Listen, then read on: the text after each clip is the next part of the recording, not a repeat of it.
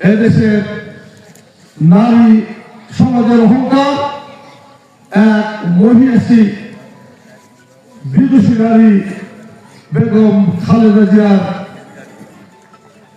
যে পৃথিবীর মায়া ত্যাগ করে চলে গেলেন,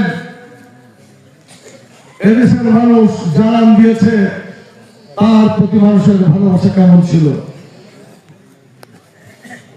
যে মানুষকে বিভিন্ন সময় বিকৃত ভাষায় গালিগালাজ করা হয়েছে, মহান রব্বুল আলামিন এই রাষ্ট্রযন্ত্র দিয়ে যেভাবে তাকে সম্মানিত করেছেন, পৃথিবীর ভাষায় এক কথায় দুর্বল।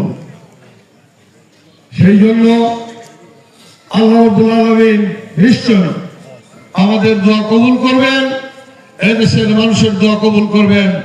আসেন সেই নেত্রীর যে ঐক্যের আহ্বান, আমরা সকল ভেদাভেদ ভুলে ঐক্যবদ্ধ হয়ে তার গলা এবং তার পথ চলায় আমরা ঐক্যবদ্ধ হয়ে আগামী দিনে একসাথে পথ চলি।